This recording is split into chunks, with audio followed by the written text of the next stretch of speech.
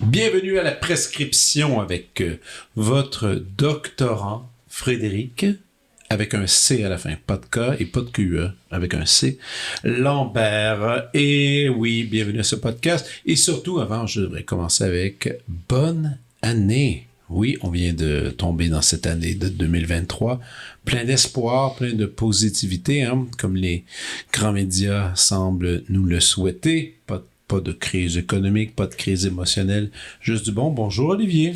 Bonjour. Alors Olivier, oui, réalisateur, monteur, c'est un gars sympathique, recherchiste qui fait beaucoup trop de travail pour ce podcast, mais bon, et aussi quand même mon voisin, mon sympathique voisin. C'est moi. Oui, c'est toi. Et on commence la nouvelle année.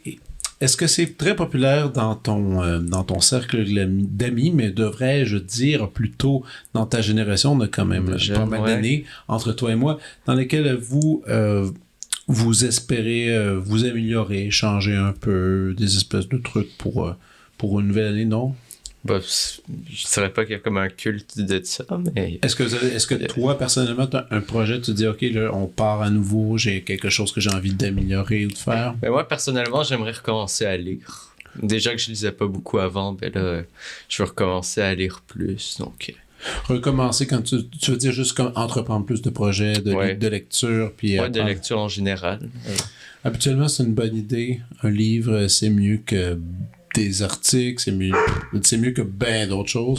Mais non, bon, lire, c'est bon. En fait, je devrais peut-être prendre la même chose que toi. Moi aussi, je suis pas un très grand lecteur, hélas. Je souhaiterais l'être plus, mais c'est pas vraiment le cas.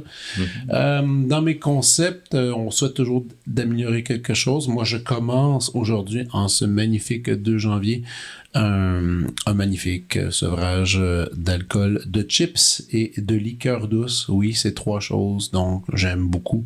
Alors, le temps de 3 mois et demi, pendant la période universitaire dans laquelle j'enseigne, j'aime ça avoir l'esprit vif, l'esprit vivant, présent avec mes étudiants. Et vous me direz, qu'est-ce qui est très difficile dans tout ça? Ben, c'est les chips. Les chips, c'est la pire chose. Je suis un consommateur de chips, on dirait presque un sac par jour, plein de honte. Et ça, et les liqueurs douces, mine de rien, un bon Dr Pepper et un Coca-Cola, ça fait toujours bien la job. Mais là, c'est terminé. Alors, je vais tomber en forme, recommencer à faire de l'exercice. Un de mes projets pour 2023, peut-être tu vas rire de moi un peu, c'est d'atteindre un niveau de connaissance étrange, de connaître les prix à l'épicerie. On parle en ce moment d'une grosse crise économique dans laquelle les aliments vont augmenter, dans laquelle on va avoir de la difficulté à se nourrir. Et j'ai jamais été super bon pour comprendre quel est un bon deal, disons, sur le poids de la livre. La valeur de l'argent. Ouais, mais la valeur de l'argent face à la nourriture. C'est quelque chose que j'ai jamais été très bon. Je souhaite être meilleur, de me dire que 3,99 de la livre, ben c'est pas si bon que ça, même si ça dit spécial sur l'étiquette. J'aimerais ça acquérir cette connaissance. Je compte mettre un peu d'énergie. Tout ça, c'est toujours mettre un peu d'énergie. Bref. Mais aujourd'hui, on a un épisode particulier parce que c'est quelqu'un que j'aime profondément. C'est quelqu'un que j'admire pour la personne qu'il est, mais oui, aussi le grand artiste qu'il représente au Québec. Et on a eu la chance de s'entretenir pour une belle heure et quelques autres minutes sur un paquet de sujets. Et je suis content de vous l'offrir pour commencer l'année parce que il peut pas avoir meilleure personne pour débuter ce 2023 avec Pierre Lapointe.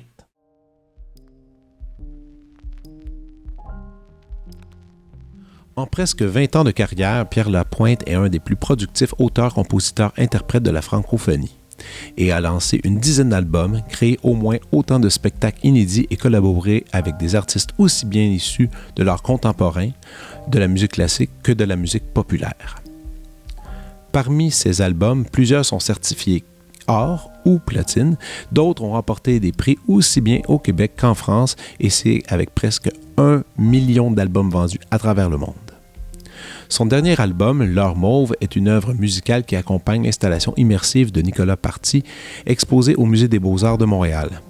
Chacune des salles, mises en scène par Party, a inspiré Pierre Lapointe à réinterpréter un classique de la chanson, en plus de lui inspirer une nouvelle composition.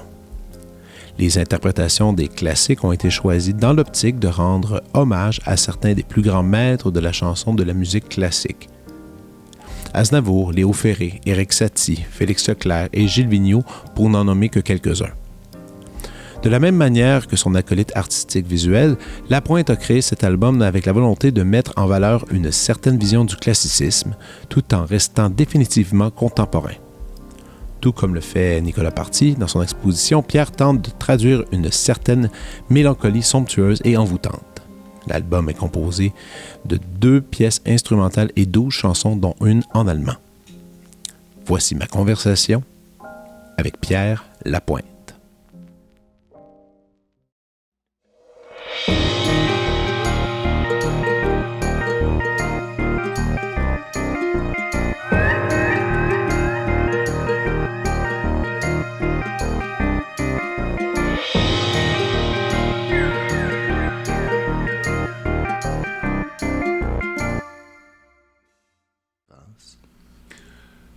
Mode avion.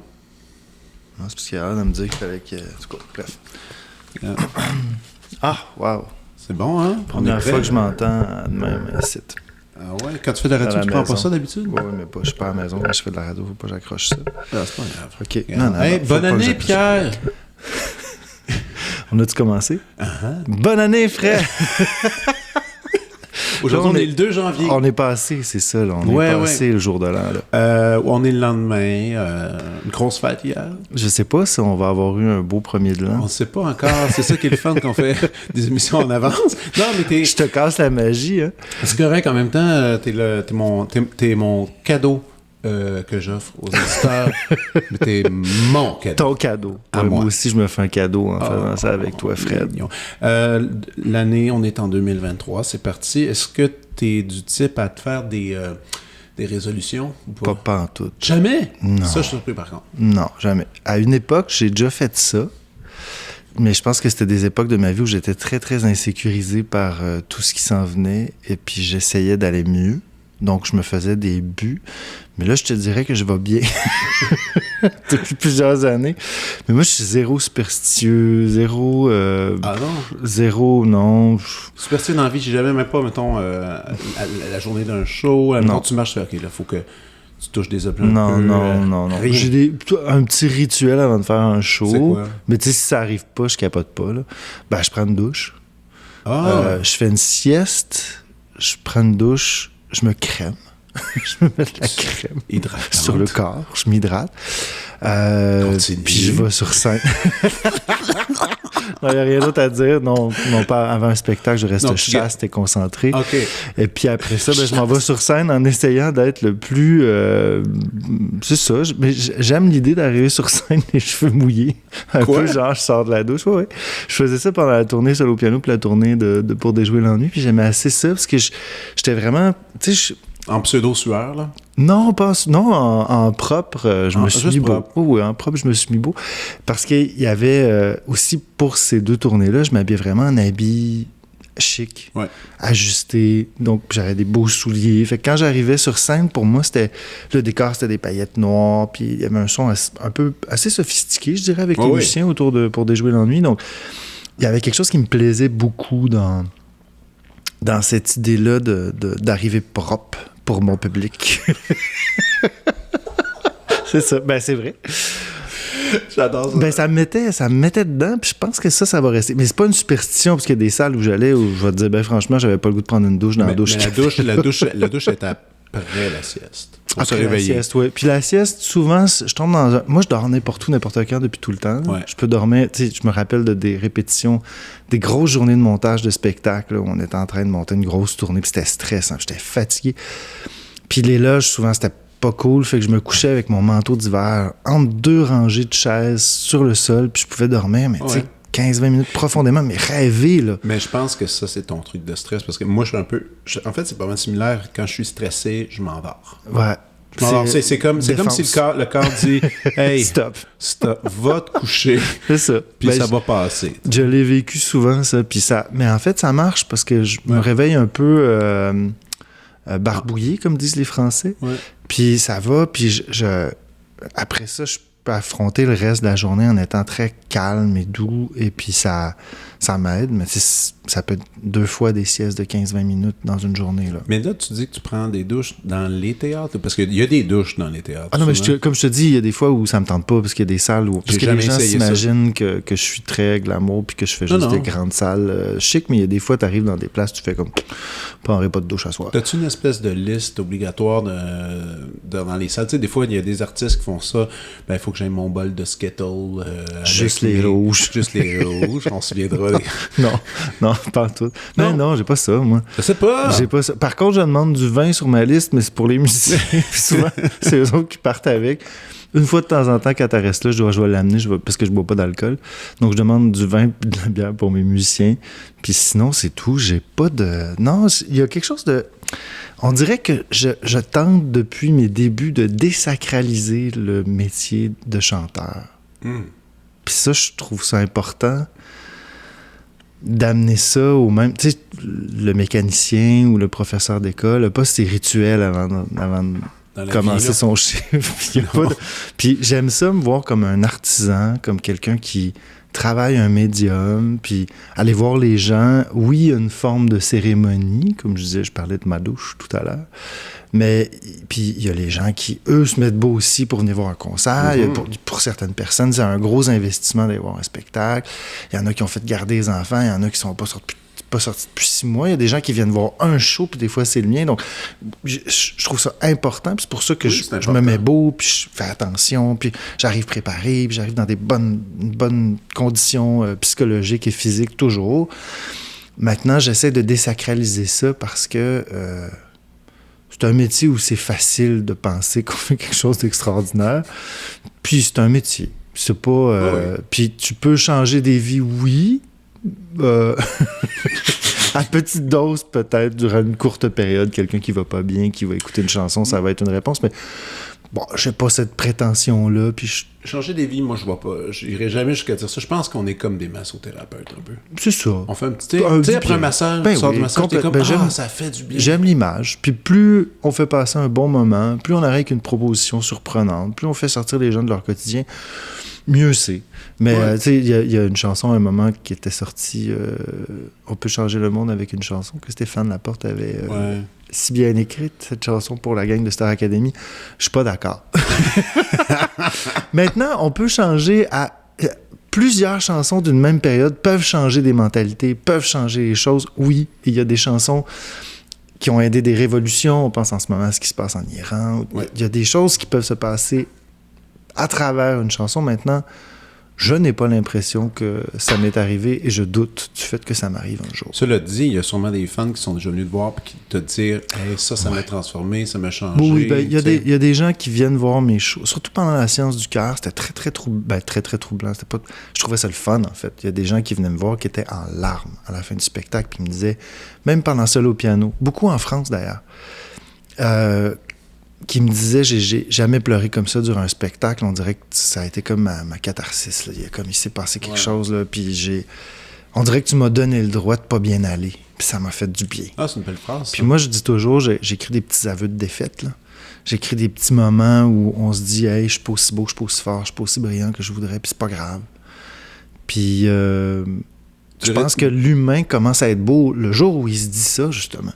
Il commence à être fort le jour où il assume qu'il n'est pas aussi fort qu'il voudrait. Puis quand je vois ces gens-là qui viennent voir mes concerts puis qui sont bouleversés, ben moi, ça me fait du bien. Puis je me dis, je leur ai donné le droit d'être un peu tout croche. Puis c'est le fun d'être tout croche parce que ça veut dire qu'on brasse des belles affaires. C'est un peu, je veux pas dire récurrent, mais c'est quand même une ligne de conduite pas mal dans tout ce que tu fais. Ah, complètement. Mais moi, je pense pas qu'on se renouvelle tant que ça. Hein. Moi, je pense qu'on se répète beaucoup même mélodiquement pour un compositeur qui met pas de mots sur ses musiques. Tu trouves que... moi, j'irais pas dire quand même ça de toi, que tu te renouvelles pas tant. Stylistiquement, tu te renouvelles. Oui, c'est ça. Ben oui. Ben, je fais exprès parce que je sais que je tourne un peu en rond, puis que, comme tout le monde, je suis pas mieux, je suis pas pire qu'un autre.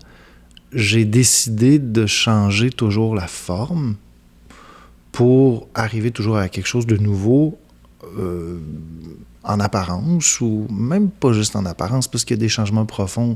Quand j'ai fait Pour déjouer l'ennui, j'ai changé ma façon de chanter sans même m'en rendre compte, juste parce que je me suis adapté aux instruments. Quand je chante du Aznavour sur un album, c'est pas pareil comme quand je chante certaines de mes chansons piano. Donc, je me renouvelle dans l'interprétation à plusieurs endroits, mais c'est sûr qu'à la base, je pense que je répète toujours la même affaire. Ça va faire un peu drôle, mais j'étais avec Luc Plamondon il y a quelques temps. Oui, j'ai vu ça passer sur les réseaux sociaux. Et je lui ai dit, tu sais, Luc, ça fait 20 quelques années que je fais ce métier-là, puis je pense que ça fait 20 quelques années que j'essaie d'écrire les uns contre les autres. Ah, je peux pas, parce qu'elle a déjà été écrite. Ou Stone, le monde est Stone. On dirait que j'essaie d'écrire ces chansons-là depuis mes débuts. Quand on écoute Nos joies répétitives, quand on écoute une chanson qui s'appelle S'il te plaît, qui est très très simple, sur l'album, j'ai sorti ça sur les Cala, et sur l'album solo piano aussi, Paris Tristesse, où c'est comme une personne qui dit fais-moi l'amour, puis je vais essayer d'oublier que je vais pas bien, puis demain je vais m'enlever la vie, mais c'est pas grave. En fait, je dis pas que la personne va s'enlever la vie, mais c'est ça le texte sous-entendu. Puis pour moi, c'est les uns contre les autres que j'essaie de réécrire depuis tout le temps. Tel un seul homme aussi, pour moi, c'est ça. Donc, Tel un seul homme? Ouais, Tel un seul homme, pour moi, c'est un peu comme... C'est vrai qu'il y a un ton. Ça dit qu'on est seul, puis qu'on essaie de se saouler avec plein de trucs. Ça, c'est mon thème récurrent. Puis après ça, ça prend le visage d'une peine d'amour, ça prend le visage d'une observation sur la vie, ça prend toutes sortes de visages, mais c'est toujours à peu près la même base. Maintenant, dans les arrangements, dans les collaborateurs aussi, je réussis à me renouveler parce que j'ai énormément de collaborateurs, ce qui fait que je peux écrire très vite, puis j'ai sorti plein d'albums rapidement parce que, je le dis en étant très candide, c'est aussi parce que j'ai collaboré avec des gens, puis je fais la moitié moins de travail pour le double du résultat de normalement ce qu'on a comme résultat après un travail en solitaire. Puis, ça m'empêche pas d'écrire seul aussi, puis ça m'empêche pas de prendre mon temps des fois. Puis, il y a cette espèce de mouvement-là qui fait que je pense que je me renouvelle, mais à la base, ça reste la même chose. Mais le renouvellement, justement, stylistique, ça, je trouvais ça intéressant et curieux comment tu procédais avec ça, parce que souvent, tu trouves un réal avec qui t'es proche là-dessus, puis à un moment donné, tu m'avais dit, j'écoute plein de musique, puis à un moment donné, tu trouvais des sons, tu disais, cette couleur de drum-là, cette couleur de guitare-là, c'est ça que je veux, puis c'est comme ça que tu procèdes. Est-ce que tu procèdes encore de la même façon? Ça dépend des projets, ça dépend d'avec qui je travaille, mais je travaille beaucoup par accumulation d'informations, normalement. Là, c'est moins vrai. En même temps, oui, c'est encore vrai. J'écoute énormément de musique, je vois énormément de documentaires, je vais voir des spectacles, je voyage, des expos, je me gave. Vraiment, là. Je me gave à en avoir mal au cœur. Mais tu as toujours fait ça? Toujours. Et puis, à un moment donné, il y a des trucs qui sortent. Puis, c'est comme si que par le mal de cœur, je finis par voir sortir de moi un petit régurgie qui correspond exactement à ce qui se passe en dedans. OK. Fait qu'après ça, c'est comme si je réussissais à être en diapason avec là où je suis rendu. Puis, ça me permet de voir à travers tout ce que j'ai consommé comme culture, je finis par voir des éléments récurrents qui sortent de façon très, très claire, en relief, et là, je les attrape, puis je fais « OK, je tourne autour de ça pendant un album ». Puis c'est intéressant après de trouver la bonne personne qui va me permettre d'aller là où je veux. Tu sais, je nomme des réalisateurs, mais je veux pas enlever le crédit du tout aux gens qui ont réalisé mes albums, mais c'est souvent de la co-réal, parce que je suis très, très, très impliqué, puis qui arrive souvent en chanson. Ah oui, puis c'est bon que tu le mentionnes, parce que c'est vrai qu'on imagine... C'est le cas aussi, il y a des artistes qui vont avoir un réalisateur qui va un peu dicter tout ce qui se passe, puis la personne va obéir sans... On pense à l'album de Céline Dion avec Jean-Jacques Goldman, entre autres. Lui, il dictait exactement ses intonations au respire près, là. Puis ce qui est correct aussi. C'est totalement correct. Non, moi, il y a pas... Tant que l'album finit par être intéressant, on s'en fout. Je suis même pas bon ou mauvais. Hein. Tant que l'album finit par être intéressant, toutes les démarches sont bonnes. Maintenant, moi, je m'implique énormément, puis je fais toujours la direction artistique. C'était toujours une question à chaque sortie d'album. Les directeurs artistiques des maisons de disques, entre autres chez Audiogramme, surtout, en fait. Chez Audiogramme, où j'ai travaillé avec qui j'ai travaillé pendant 20 ans, presque. il y avait toujours un petit moment où le directeur artistique venait puis me disait « C'est-tu correct si je me mets d'un crédit comme directeur artistique? » Puis je suis comme un directeur artistique de la boîte, mais j'ai pas vraiment travaillé sur ton projet. T'es-tu à l'aise? Puis je dis « Oui, mets ton nom, je m'en fous, mais la vraie direction artistique, c'est tout moi qui a monté. » Puis je sais, puis même les pochettes, le look. Oh oui, j'ai même dessiné des vêtements à une époque pour des pochettes parce que je trouvais pas ce que je voulais, puis j'ai avec Geneviève Lisotte. J'ai toujours travaillé en collaboration, puis tu sais, je peux pas prendre tout le crédit parce que pour moi, un projet d'album, c'est vraiment... En fait, tous les projets que je fais, ce sont toujours des projets d'équipe. Puis je laisse énormément de place aux gens avec qui je collabore, ce qui fait que les gens s'impliquent.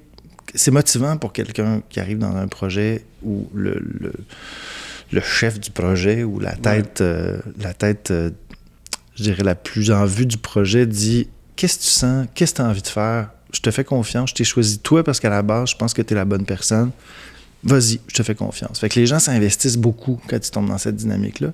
Puis je profite beaucoup de cet investissement-là. La qualité de mes projets est liée de façon directe à cette dévotion-là que les gens ont quand ils s'embarquent dans des projets avec moi. Je me disais, tu sais, je te connais bien, puis je t'ai vu dans différents projets, différents shows, puis je pense, peut-être que je me trompe, puis peut-être tu vas me corriger là-dessus, t'aimes faire des shows, ça c'est sûr. Mais je pense que les fois que je te vois le plus excité, c'est quand tu es justement dans ce processus de disque, de création-là. Je pense que j'étais toujours excité de montrer. Là, t'es comme, OK, j'ai fait ça, cette chanson. Ouais. Écoute ça, on dirait que c'est comme. Est-ce que faire des disques, c'est la partie la plus fun? Est-ce que les shows aussi, c'est le fun? Je veux dire, mais quand je parle de favoris. Ben, c'est toutes des affaires différentes, puis le fun pour des raisons différentes. Puis moi, j'ai pas de préférence par rapport à ça. Maintenant, c'est des cycles. Puis les albums, souvent, on les travaille plus en secret. Ouais. Donc, quand, par exemple, je suis arrivé avec un album avant qu'il sorte, puis je dis, écoute ça, c'est là que je suis rendu. T'as presque 2 ans de travail, ou 6 mois, 1 an, au moins 6 mois de travail. Donc, puis souvent, il est resté secret un petit bout de temps, parce qu'avant que je le fasse écouter, j'attends. Donc, il y a plein d'étapes que moi, je vis en silence. Mm-hmm. Ben, en silence, en fait, sans le partager. Exact. Donc, quand j'arrive pour le partager, c'est sûr que je suis plus excité. Maintenant, les spectacles, j'ai moins le temps de réfléchir puis d'avoir du recul. Donc, c'est rare que je vais dire ce show-là est à son top ou... C'est plus casse-gueule des shows. Puis pour moi, un spectacle, c'est fait pour pas être parfait. C'est fait pour être retravaillé puis être un peu croche. Puis parce que c'est impossible dans des conditions comme ça. Bon, en musique classique, vous êtes fort là-dessus, là, pour arriver à la perfection tout le temps, un truc très, très construit. Ouais. Mais les gens sont rarement contents de toute façon. Exact. Et voilà. T'as tout dit. Ben, c'est ça. Puis j'arrive toujours à cette dynamique-là de dire sois indulgent par rapport au spectacle parce que c'est le moment qui compte plus que la perfection. Fait que c'est peut-être ça que tu sens moins. Ouais, mais en musique classique, c'est qu'il y a comme une absence. En fait, on compte pas au public vraiment. On pense pas au public. Tout le monde pense à sa partition, pense à ce qui se passe là. Ouais. C'est sûr que toi, il y a quand même cette espèce de... moi, je crée un moment, puis... Mais les gens sont avec toi. Complètement. Ça devient une bulle, ça devient un truc... Tu sais, je pense que les gens vont voir les shows, puis ils disent « Pierre m'a parlé ». Il y en a qui vivent ça, mais ça crée ça. Je fais beaucoup rire aussi dans les spectacles. Les gens qui m'ont pas vu en spectacle le savent pas, mais je fais beaucoup rire. D'ailleurs, beaucoup de... ça, là... Ouais, quoi, là? À chaque fois que je vais te voir en show, puis là, tu fais tes interventions, tu parles, puis tu sais, des fois, tu pars sur des monologues débiles, puis... Est-ce que tu écris tout ça avant? Non, mais je veux dire, tu prends pas l'ordi, tu fais bon, entre tel et tel tourne, c'est là, c'est dans la tête. Non, ce qui fait que des fois c'est fort, des fois c'est moins fort dans les débuts. En humour, on dirait que tu écris sur scène. Ouais, c'est ça. J'improvise beaucoup. Puis à un moment donné, il y a des... Parce qu'en état de stress, ton cerveau va vite. Ouais. Puis il y a une certaine forme d'humour que j'ai développée dans cet état-là. Ça n'a pas toujours été super. Hein. Dans mes jeunes années, des fois, je débordais puis j'étais pas bon. Mais je regarde ça avec du recul, je me dis, mais j'étais en train de construire quelque chose. Puis aujourd'hui, je pense que j'ai trouvé un bon dosage. Depuis Paris Tristesse, j'ai réussi à trouver un dosage. Mais les gens sortaient de scène en me disant, j'ai vu un one-man show. Carrément. Et un spectacle de chansons. Les deux. Puis j'ai braillé. Puis j'ai ri comme... Ça fait longtemps que j'ai pas ri. D'ailleurs, ça m'a fait un peu drôle parce que Richard Z. Sirois, anciennement d'RBO, était venu à Matane voir mon show solo piano pendant la pandémie. qui est très proche de la gang qui est en train de remonter la salle à Matane. Et puis il me dit « OK, je prendrai tous tes monologues d'entre-chansons. Tu viens au Festival Juste pour rire, je t'aide à monter un numéro de 25 minutes. » Puis il dit « Tu te pars une carrière d'humoriste demain matin. » Tout le monde se pitch. Mais il a raison. Oui, mais je ferai pas ça. Pourquoi? Ben, parce que je suis pas humoriste, je suis chanteur. Mais je pense que la... Non, mais je peux être très drôle, mais je pense que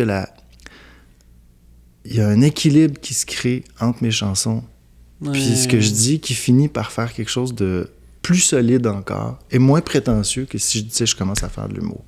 Puis j'aurais pas de fun à... Je pense que j'aime le fait que les gens viennent entendre des chansons puis sont surpris. C'est comme un plus. Ouais. Ils s'en viennent pas pour rire. Puis ça, pour moi, c'est encore plus drôle. Ça veut dire que je suis encore plus drôle que ben des humoristes parce que les gens viennent pas dans un état d'esprit. Non, au contraire. Ils se font prendre au jeu. Ils viennent contempler c'est ça. du son. Ils se font prendre au jeu, ça veut dire que je fais bien ça. Donc, maintenant, oui, j'ai un talent pour faire rire les gens puis pour raconter des histoires puis j'ai assez d'autodérision puis il y a des idées complètement connes qui me sont apparues justement sur scène que j'ai peaufiné au fil des spectacles puis ça a donné lieu à des moments très très drôles puis j'aime ça parce que si je passe un mois sans faire de spectacle souvent je me rappelle plus de ce que je disais puis j'enregistre rien donc le premier show quand je repars c'est un peu comme ah oui c'était tout ça puis là, je regarde mon sono puis mon éclairagiste puis les deux sont comme ouais ça ce bout là c'était pas ça que tu disais puis je suis comme ah puis 2 shows après c'est revenu paf je chante puis des fois en faisant ça comme c'est pas écrit puis tout est flou je trouve d'autres tournures et puis c'est encore plus drôle puis donc tout ça pour moi c'est un exercice de création le nombre d'humoristes qui seraient frus d'entendre ce que tu dis en ce moment que tu n'enregistres rien tu t'es pas les bons coups puis mais quand même moi je rêve qu'une soirée on aille au bordel tu fais juste un petit 5 minutes tu montes 5 minutes ça serait écœurant. Ben, tu sais, c'est ce que je trouvais intéressant dans l'idée de la proposition de Richard Z. Tiroir. Il disait, tu t'assois au piano, mais tu chantes jamais tes tunes. Ben oui, c'est parfait, ça. Tu fais juste continuer. Je me disais, c'est toujours, pas pire. Ben, tu le faisais, ça, je me souviens, un numéro que tu faisais, que justement, tu posais les mains, ça allait pour partir. Mais en passant, ouais, je l'ai fait. Puis ça, c'est toujours payant. Ou j'arrête en plein milieu d'une chanson. Comme le dernier spectacle, c'était pendant le Monarque des Indes, où j'expliquais, je commençais, puis je disais, il y a un bout dans la chanson où je parle du ton vernis à ongles est joli, ton vernis à ongles est joli. Tes yeux vifs et ta barbe aussi. Puis là, je raconte que cette histoire avec ce gars-là, on prenait des bains, puis on se mettait du Q-Tex, puis Chris qu'on était tweet. Puis tu sais, je le raconte. C'est pas drôle, mais dans le spectacle, je prends une intonation. Puis j'arrête la toune en plein milieu pour raconter ça, puis je fais des yeux genre, c'est que j'ai honte, puis on repart. Puis ça, c'était très, très drôle d'arrêter, puis de repartir. Ouais. Ben, c'est jouer avec la forme. T'sais. Ouais, mais il faut le faire. Faut vraiment...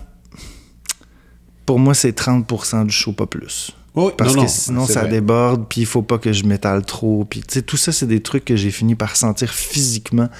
Puis là, c'est pour ça que je dis que depuis peut-être Paris Tristesse, j'ai réussi à trouver un bon équilibre. Ça, c'était peut-être un peu moins équilibré. Mais pour moi, c'est aussi ça qui nourrit...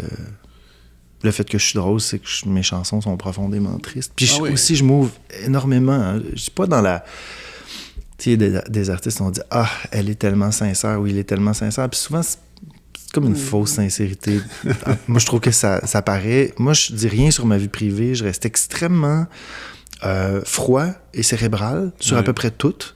Même la façon de me présenter, tout est très, très construit. Maintenant, je dis des trucs, mais d'une intimité, c'est presque impudique de dire ces affaires-là sur la sexualité, sur la honte que j'ai, sur la peine que j'ai. Des fois, je parle pas de moi, mais on parle toujours indirectement de soi. Donc, pour moi, c'est très, très sincère et très, très, en fait, profondément impudique, dans le beau sens du terme. Puis je trouve que c'est aussi ça qui fait que les gens rient autant, c'est qu'ils en reviennent comme pas que j'aille dans ces zones-là, dans toutes ces zones-là, oui. Puis qu'après ça, je dise des conneries aussi connes et aussi drôles. Fait que c'est... Mais l'humour, c'est de la musique, hein. J'en parlais avec François Pérusse quand il a fait mon émission spéciale à Ici Musique du temps des fêtes, parce que c'est un musicien à la base. Oui. Puis je disais, je suis désolé, mais ton humour est lié, mais directement, mais genre dans les tripes à de la musique. C'est rythmé. Puis si c'est pas bien rythmé, si t'as pas le sens de la musique, puis tu fais de l'humour, t'es pas drôle. Donc, je l'ai, ce sens musical-là. Donc, ça se transpose dans ma façon de raconter une histoire, puis de, justement, puncher à l'aide de rythme. Mes interventions. Il y a une chose qui me fait un peu suer de toi, c'est que... Ouais, je prends des beaux mots, hein? Oui, c'est beau. C'est... je pensais pas te faire suer. Comment t'es doué avec les mots, surtout par le fait que je sais, et je sais pas si je pourrais le dire, mais t'es pas le plus grand lecteur du monde. Zéro, je suis pas capable. Je comprends pas, Pierre. Je suis pas capable de mais lire. Je comprends. Je sais que tu lis pas. En fait, j'ai commencé... C'est pas vrai. J'ai lu, pendant la pandémie, j'ai lu mon premier livre au complet de ma vie. C'est quoi? C'était La vie... Où est Charlie? C'était-tu un livre de... c'est ça. Non, c'était Mishima. C'était la biographie de Mishima. Okay, ouais. Donc, parce que c'est un personnage qui m'intrigue depuis tout le temps. J'ai vu ses films des années 60 qui étaient très pop, qui étaient très... En fait, c'était un drôle de personnage. Pété, ouais. Ben, c'est surtout que c'était... Il était à la fois ancré dans une tradition, mais il en est devenu fou, parce que bon, il a quand même eu des discours extrêmement discutables. Il ne faut pas penser que j'idolâtre cet homme-là qui avait quand même des affinités avec le mouvement nazi dans son idéologie, puis des trucs qui pour moi sont même pas concevables. Maintenant, c'est un drôle de personnage entre justement une tradition, j'ai envie de dire radicale, et puis dérangée, et en même temps un modernisme absolu. Puis je pense que je me reconnais un peu là-dedans, encore une fois, pas dans toutes ces formes d'idéologie-là que je rejette, mais sur le point de vue de créativité. Ben, d'un point de vue de vouloir faire vivre une certaine forme de tradition, tout en étant totalement moderne et contemporain. Donc, je pense que là-dedans, je me retrouve dans Mishima. Donc, c'est la première fois que j'ai lu un livre complet de ma vie. Et depuis, j'en ai lu peut-être 2, mais je ne suis pas capable. Ce qu'il faut comprendre, j'ai de la difficulté à me concentrer. Et quand je lis, quand j'entends, et là c'est très compliqué pour moi quand je vois un objet, il y a tout un monde qui pousse. Puis ça m'a pris du temps à être capable de le nommer. D'ailleurs, j'ai beaucoup d'objets chez moi. J'ai un rapport à l'objet qui n'est pas matérialiste, qui est justement... qui témoigne d'une forme de j'ai envie de dire de poésie, mais c'est juste que quand je touche à un objet, la matière, la forme, la couleur, l'époque à laquelle cet objet-là a été fabriqué, il y a tout un truc qui pousse dans ma tête et il y a tout un pan de sensations qui aujourd'hui me contraint plus, mais à une époque m'empêchait de fonctionner. Et je pense que c'est pour ça que j'ai commencé à faire de la musique, puis j'ai commencé à vouloir faire de la musique. D'ailleurs, je lis pas, j'écris pas de la musique. C'est quelque chose de très, très instinctif. Parce que tout provoquait chez moi quelque chose de tellement gros, et c'était tellement de la gestion, même que j'avais des souvenirs qui n'existent pas, en fait. J'ai jamais vécu ces souvenirs-là, mais quand j'étais enfant, je pouvais pleurer pendant des après-midi parce que je m'ennuyais de quelqu'un que j'ai jamais rencontré, donc, c'était très, très, très fort. J'ai fermé les portes à tout ça parce que c'était trop. Puis à un moment donné, je suis embarqué dans quelque chose de très, très rationnel parce que j'étais dysfonctionnel complètement. Maintenant, je pense que parce que j'ai fermé ces portes-là, j'ai été obligé de créer des choses après. Puis ce que je dis, c'est pas du tout ésotérique. Je pense que j'ai probablement une partie de cerveau collée trop sur l'autre. Puis normalement, ces 2 parties-là de cerveau communiquent pas. Puis moi, elles communiquent très, très fortement. Ce qui fait que j'entends un son... Ça serait quand même que... Ben, tu le feras pas, puis c'est correct, mais tiens, aujourd'hui, moi-même, j'ai des étudiants qui me disent souvent... tu sais, Frédéric, 3 cette année qui m'ont dit... T'es TDAH. Puis là, je fais, ouais, probablement, mais je le gère à ma façon. On n'est pas de la génération où on a eu besoin de le faire, définir. En fait. Non, donc, de faire ces tests-là, bon, on a réussi à fonctionner. Maintenant... T'es probablement là-dedans aussi. Ouais, j'ai réussi à fonctionner, mais j'étais pas bon à l'école. J'étais pas bon. J'étais pas bon à l'école. En français? J'étais pas bon à l'école du tout. Puis je pense que j'ai réussi à lire mon premier livre si tard, parce que je pense que mon cerveau s'est formé. Je pense que mon cerveau est devenu adulte à un moment donné. Puis je pense que mon cerveau s'est modifié. Et puis physiquement, j'ai senti des changements. Ouais. Mais je peux dire que, peut-être que quelqu'un entendra cette entrevue quelque part dans 5000 ans et dira « Ah, ben c'est juste tel phénomène qu'aujourd'hui on a très bien étudié. » C'est pour ça que pour moi, il n'y a rien d'ésotérique là-dedans. Puis c'est pour ça aussi que un jour, je me suis dit, c'est super d'avoir tout cet imaginaire-là puis cette créativité-là, parce que ça engendre des créations qui, ça a l'air, parlent à du monde. Donc, puis c'est devenu mon métier, puis j'en ai fait ma façon de Mais les mots, vivre. Le choix des mots, ils viennent à cause que tu as écouté beaucoup de chansons. Beaucoup de chansons, j'ai vu énormément de théâtre. C'est le théâtre qui m'a formé. Puis ça enregistre tout. Oui, en fait, je réalise que je suis très, très visuel pour ce qui est tout ce qui est pictural. Mm-hmm. J'ai une capacité de comprendre une image extrêmement rapidement, puis je fais des mix and match dans ma tête qui sont qui paraissent improbables puis qui finalement marchent. J'ai toujours fonctionné comme ça. Et j'ai une mémoire photographique qui est forte, vraiment très forte. Maintenant, tout ce qui est trop concret, je comprends rien. C'est drôle parce que je parlais à quelqu'un quelqu'un qui travaille dans les finances, puis je disais, c'est drôle parce que moi, je suis pas capable de calculer, mais pour moi, l'argent, c'est une sensation. Mm-hmm. Je sens des choses, c'est comme si je sentais quand il y en a beaucoup, un peu ou pas assez. Je peux pas te dire pourquoi, je peux comprendre. C'est très étrange, en fait. Et puis, heureusement pour moi, ça marche. J'ai réussi à bien gérer mon argent avec cette sensation-là qui est pas du tout concrète, qui est très, très physique. Et c'est la même chose pour tout. Pour les mots, pour les images, pour les sons. Ouais. C'est comme ça que je comprends la musique. C'est une sensation. Moi, j'ai étudié quand même la musique classique pendant 5 ans, mais je n'étais pas capable. Violon et piano pendant 5 ans. 5 ans violon, 5 ans piano. Mais j'ai pas appris à lire les notes quand je faisais mes cours de violon parce que j'étais sous la... C'était Suzuki avec les chiffres. Okay, ouais. Puis le truc, c'est que j'avais énormément d'oreilles. Fait que moi, le prof le jouait une fois, donc je retenais tout, je faisais ça. Et après ça, quand je suis arrivé en 5e année, j'ai commencé des cours de piano, et puis c'était l'enfer, parce que j'étais pas capable de lire, je suis pas capable de lire une partition, je peux comprendre si je prends vraiment mon temps, mais c'est très, très laborieux. Puis le problème, c'est que mon professeur me disait, bon, joue-moi ce que t'as composé, écrit chez toi, puis je composais, qu'est-ce que t'as inventé comme mélodie cette semaine? Puis j'y faisais mon truc, puis t'es comme...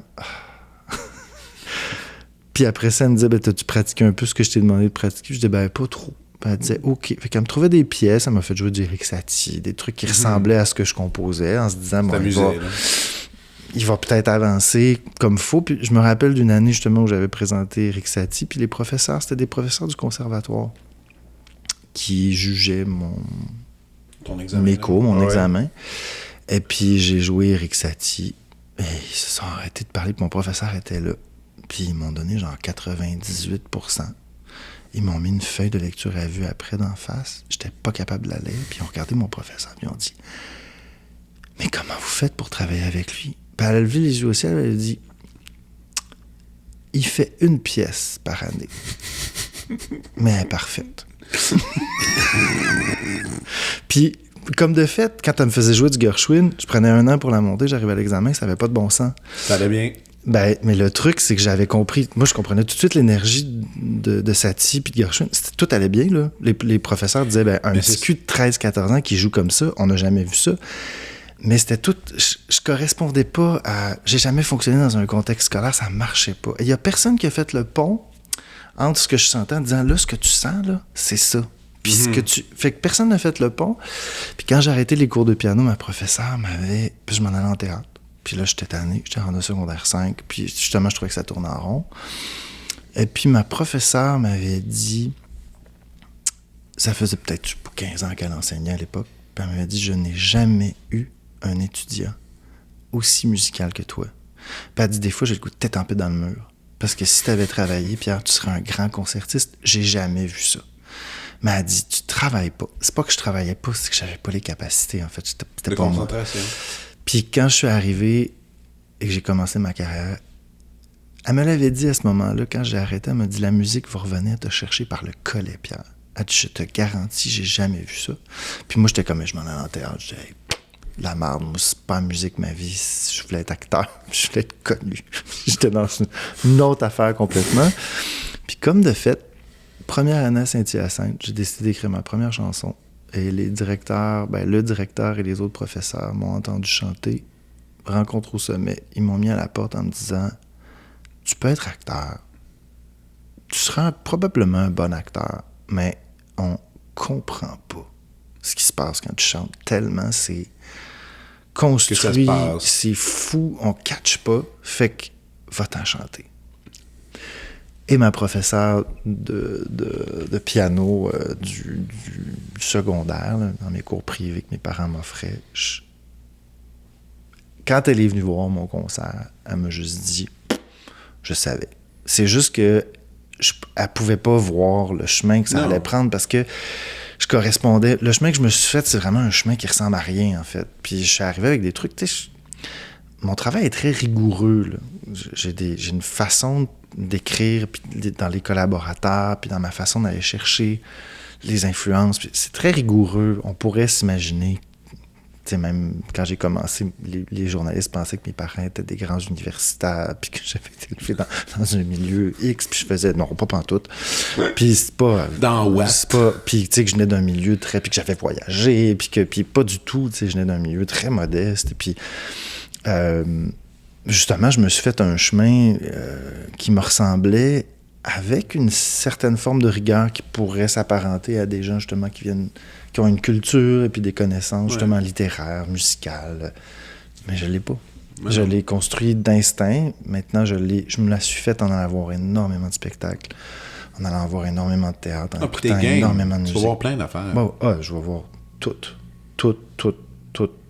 Des shows symphoniques, des films bizarres. Oui. Ben, des trucs aussi hyper pop, hein. Oui, je sais.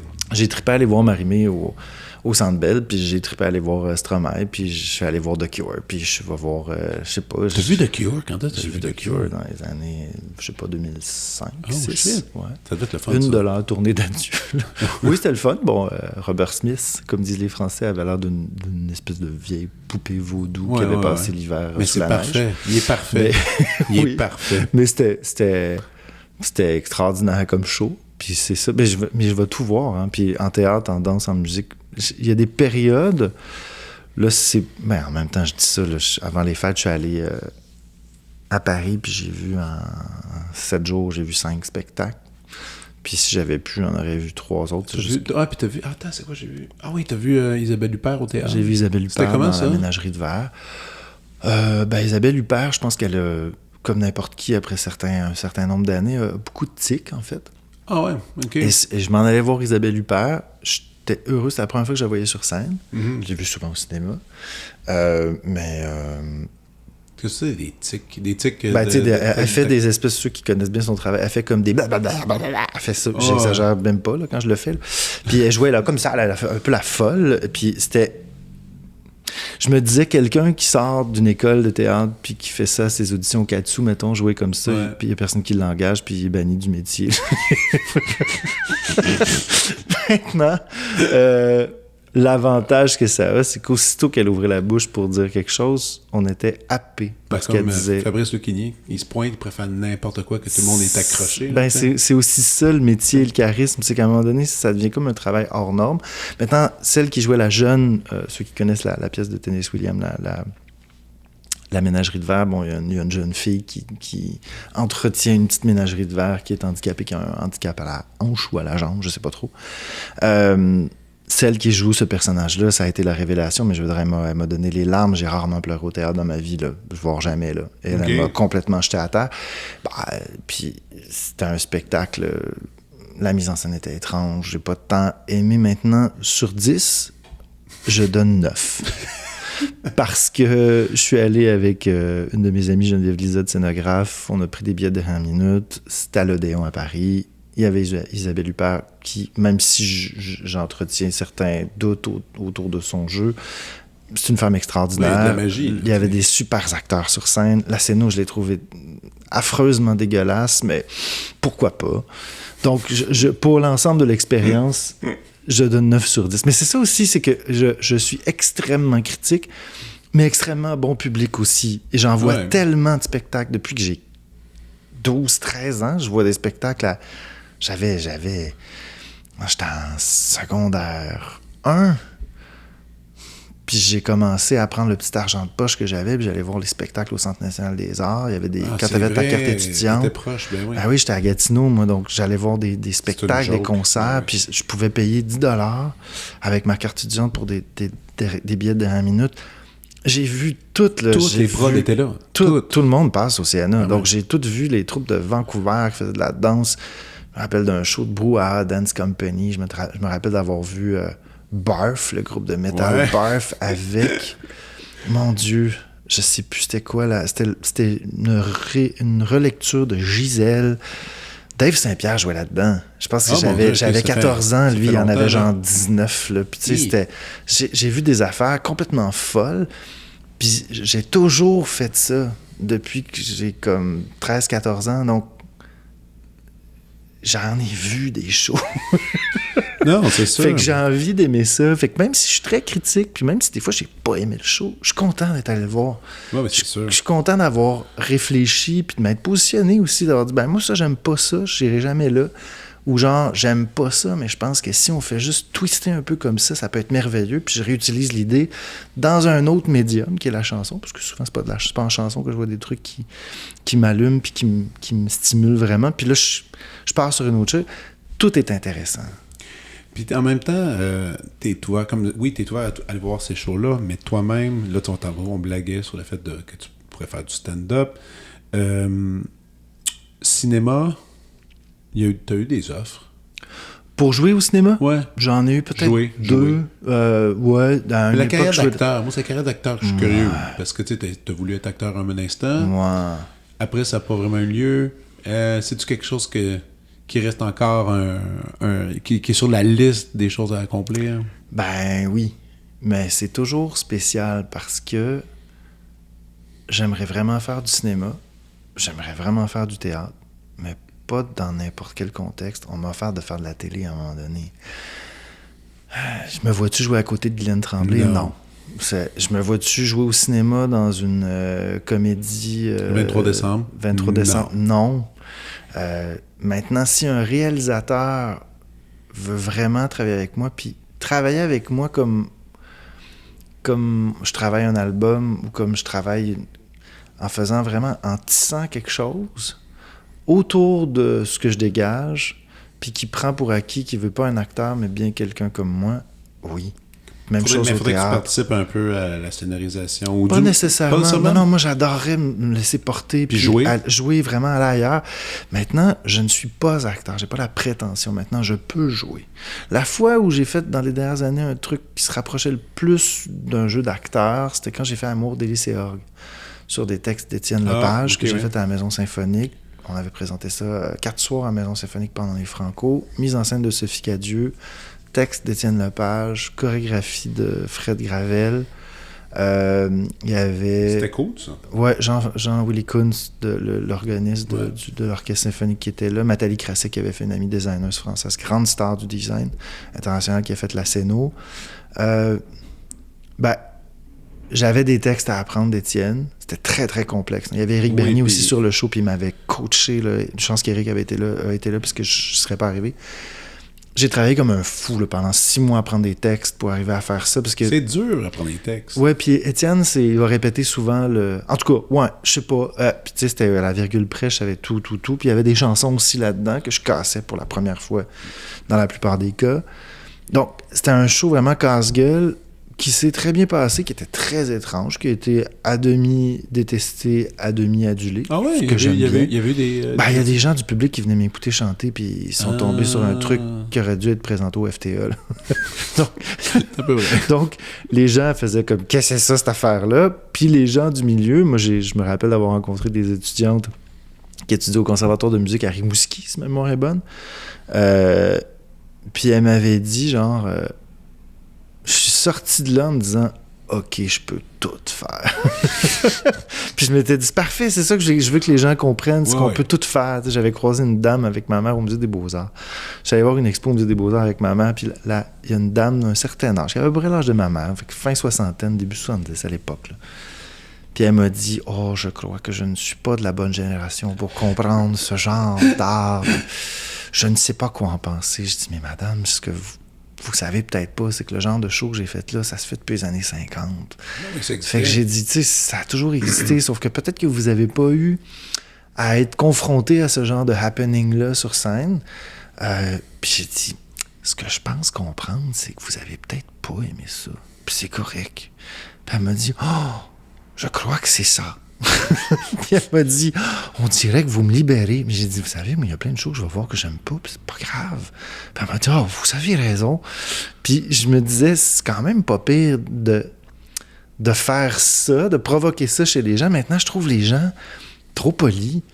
C'est pas grave de sortir d'une salle et dire « Hey, je me suis fait chier » ou « J'ai rien compris, j'ai pas aimé ça ».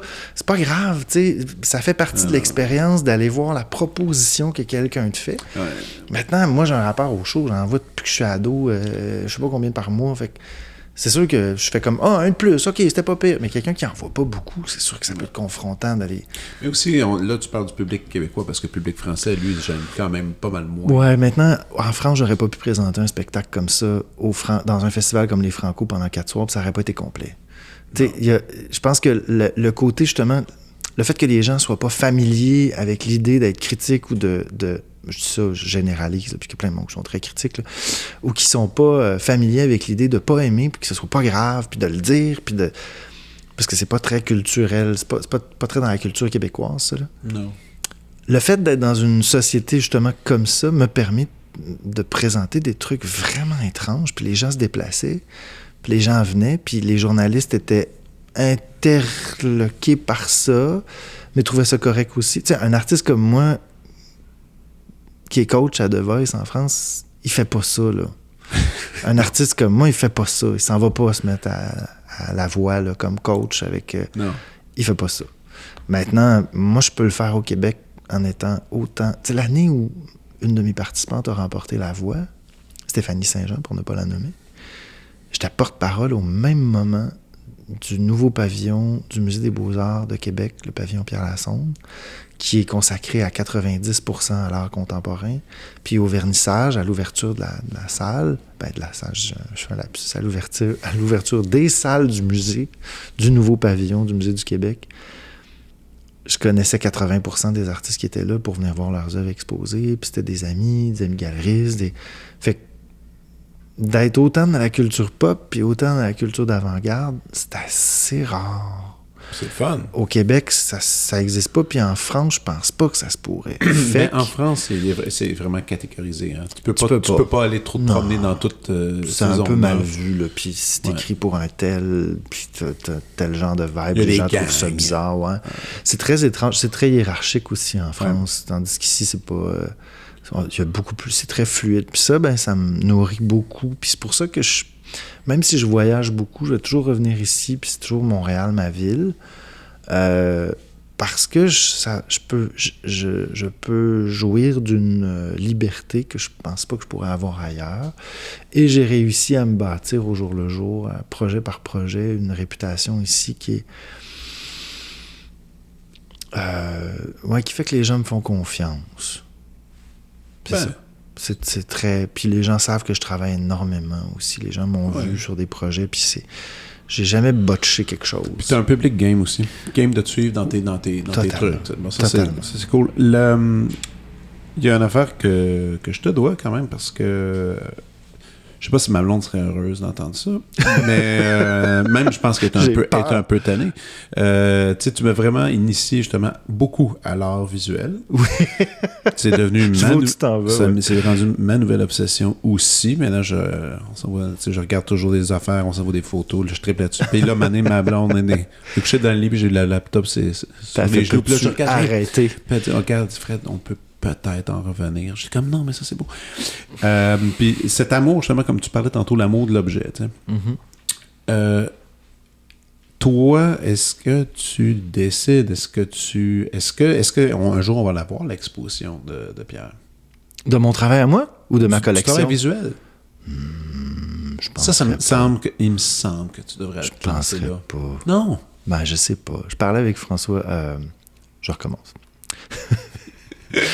Je parlais avec Gilles Mialcy, à un moment donné, grand artiste, grand sculpteur québécois,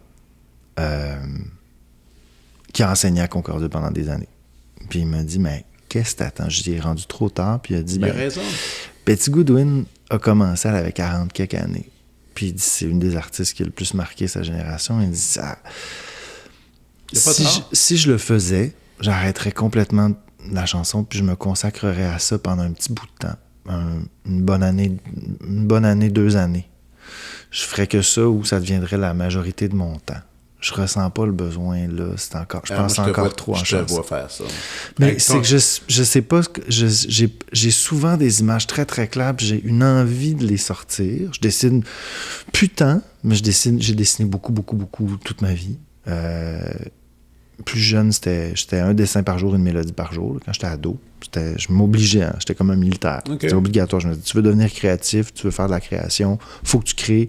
Puis même si c'est pas intéressant, même si c'est juste des lignes sur un papier, fais tes lignes sur un papier dans la journée au moins une fois. Donc j'ai plein de dessins qui traînent de cette époque-là. Puis il se passe quelque chose, je le sais. Puis j'ai étudié en art assez pour savoir. Puis j'ai côtoyé des artistes assez pour savoir comment orienter un esprit pour que ça devienne, d'un point de vue du discours artistique valable. Maintenant, je j'ai pas encore la pulsion assez forte, puis je pense encore trop en chanson. Maintenant, je collectionne des œuvres d'art, je discute avec des... Pas discuter au sens propre, mais au sens figuré, en vivant au quotidien avec des objets, des œuvres d'art. C'est important pour moi, c'est fascinant, c'est inspirant. Je côtoie énormément d'artistes contemporains. Je vais visiter leurs ateliers. Ça, c'est une chose tellement le fun en passant. C'est extraordinaire. Pour n'importe qui...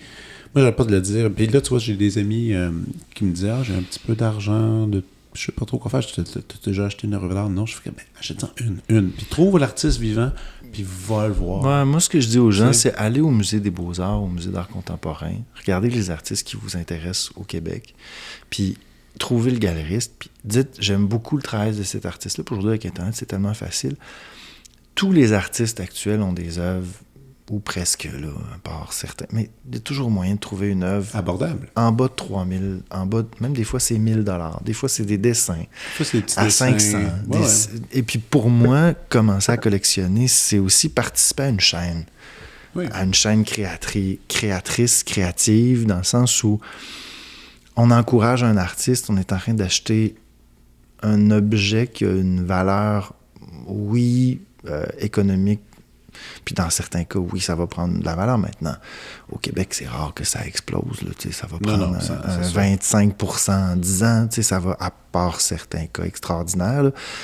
C'est pas tant pour l'investissement que pour le plaisir de vivre avec quelque chose qui a été réfléchi par quelqu'un qui passe sa vie à réfléchir un langage. Je dis toujours qu'un artiste visuel, c'est un scientifique, en fait. Et comme les scientifiques, d'ailleurs, dans les prix là, du gouvernement, c'est souvent les arts et les sciences, les artistes visuels, ce sont des chercheurs qui cherchent des langages nouveaux. Et c'est aussi important dans l'histoire de l'humanité et dans l'histoire de l'organisation sociale que des scientifiques qui vont trouver un nouveau médicament ou un truc. Pour moi, ça a la même valeur. Et puis, quand on achète un dessin ou un truc, même quand on n'a pas d'argent, moi, la première œuvre que j'ai achetée, je pense que j'ai payé ça, mon Dieu, 1500, peut-être 1800 $, pas plus. Je commençais à faire un petit peu d'argent. C'était quoi? C'était un François Lacasse. Ah oui? Et bon, c'est à donner que j'ai acheté une de ses toiles importantes, même si elle était tout petite et elle n'avait pas tant de valeur. Elle a fait une tournée pan-canadienne il y a à peu près une dizaine d'années. Elle est répertoriée dans tous les Mais François, est-ce qu'il y avait la reconnaissance qu'il y avait maintenant ou pas? François Lacasse, oui, il était connu déjà. C'était début 2000, peut-être 2003, 2004, un truc comme ça. Okay. Et moi, j'ai découvert le travail de François Lacasse au Musée des Beaux-Arts, au Musée national des Beaux-Arts du Canada à Ottawa, je crois en 99 ou 2000. C'est grand format avec de la peinture laquée. On aurait dit des gros bonbons, en fait, avec des couleurs magnifiques. Puis quand j'ai vu une de ces toiles de cette période-là, j'ai figé, puis mon premier réflexe, c'est instinctivement, j'ai regardé s'il n'y avait pas un gardien autour, puis mon premier réflexe, c'était d'aller lécher la toile. Physiquement, j'étais appelé par ma langue. Je sais pas comment dire ça autrement. Ah, je connais le sentiment. Je ne l'ai pas fait. Je ne l'ai pas fait parce que j'ai un trop grand respect pour ces objets-là. Maintenant, c'était physique. Puis moi, je suis pas très, très art abstrait. Je suis beaucoup dans le figuratif. Souvent, il y a des personnages dans ce que j'achète et ce qui m'attire. Et étrangement, avec François Lacasse, ben, c'est totalement autre chose. Puis c'est une démarche esthétique. Il y a une certaine poésie qui se dégage de tout ça. Et puis je pense qu'au fil des ans, ben, François Lacasse a fini par s'imposer comme étant un peintre extrêmement important de sa génération. Vraiment. Et puis pour moi, ben, c'est ça. Donc une petite toile de François Lacasse que je n'avais pas payé si cher à l'époque, qui est toujours là. Et puis ça reste pour moi une chance et un privilège de vivre avec des œuvres. Ouais, puis ces objets-là, ils sont avec toi, ils t'accompagnent dans différents moments. À un moment donné, tu les regardes, ton regard change aussi envers ces œuvres-là. Ah, complètement. Ils ont accompagné des moments. Ce que j'aime, c'est qu'à un moment donné, ces œuvres, là, pour ces œuvres-là, c'est particulier pour des œuvres d'artistes ou des objets de design très, très rares ou des trucs. Mais j'aime que, entre autres, ce que j'aime dans le design, puisque j'ai beaucoup d'objets design à la maison, c'est que ce sont des objets utilitaires qui sont faits en série. Mais tu peux avoir des trucs extrêmement pointus, relativement abordables. Je dis relativement abordables parce que souvent le design, c'est assez cher. Et tu les utilises. Donc, à un moment donné, tu deviens comme insensibilisé. Tu veux pas, ça devient plus précieux. Et dans tes yeux, à force de côtoyer, je pense à certaines lampes Memphis que j'ai achetées à certaines périodes de ma vie. Ceux qui ne connaissent pas le mouvement Memphis, c'est Ettore Sottsass, qui est un grand designer italien des années, qui a commencé dans les années fin 50, début 60, qui dans les années 80 est arrivé avec l'esthétique, en fait en 79, il est arrivé avec une esthétique colorée. Vous savez, le look un peu Miami Vice, les chemises à motifs, là, les trucs un peu... Là, c'est un peu les années 30 revisitées, très, très pop, qui a complètement révolutionné toute l'image, toute la mise en marché de tous les objets, de tout dans les années 80. C'est Ettore Sottsass qui est arrivé avec ça une dizaine d'années avant que ça frappe la culture pop, la grande culture pop. J'ai quelques lampes d'Ettore Sottsass et lui, il a travaillé des objets qui sont colorés, qui sont drôles, mais les proportions, c'est comme des gros jouets, en fait, pour adultes, dans le sens où t'es comme un enfant devant un gros toutou. Donc, les lampes sont gigantesques. Donc, quand tu les déplaces, tu prends avec tes bras puis tu les amènes comme un enfant qui prend un gros jouet puis qui pour nous, n'est pas si gros, mais pour lui, gros. De vivre avec des objets comme ça, avec ces couleurs-là, puis ces motifs qui sont parfois de mauvais goût, c'est des mix and match étranges de couleurs, ben, de vivre avec ces objets-là au quotidien, de les déplacer, justement, à chaque fois de se retrouver devant cet objet-là qui crée une drôle de sensation, parce que c'est coloré, c'est gros, puis c'est souvent pas très fonctionnel. C'est super, parce que ça devient ta normalité. Donc, quand tu tombes sur un objet encore plus étrange que ça, en fait, ça t'en prend plus avant de trouver ça étrange. Mm-hmm. Puis c'est pour ça que j'ai toujours fait des environnements... Bon, t'as vu les appartements dans lesquels j'ai vécu. Oui. J'ai toujours fait des environnements très immersifs, très colorés. Le monde me dit, mon Dieu, comment tu vas revendre cet appartement-là? Je dis, des chaises, même. Des chaises étranges où tu te dis, mais est-ce une chaise? Oui, mais comment vais-je faire pour m'asseoir dessus? Viens, je vais te montrer comment. Ça. J'aime tellement les chaises.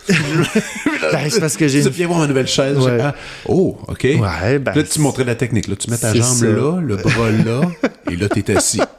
Ben oui, mais il y a des chaises, des fois, qui sont pas fonctionnelles, mais c'est de la sculpture aussi. Maintenant, oui. Cette utilité-là qu'on accorde à cet objet étrange, pour moi, de plus trouver ça étrange, il y a quelque chose d'extraordinaire là-dedans. Puis chaque objet a son énergie. Encore une fois, je suis pas ésotérique, mais je continue à penser que la matière dégage quelque chose.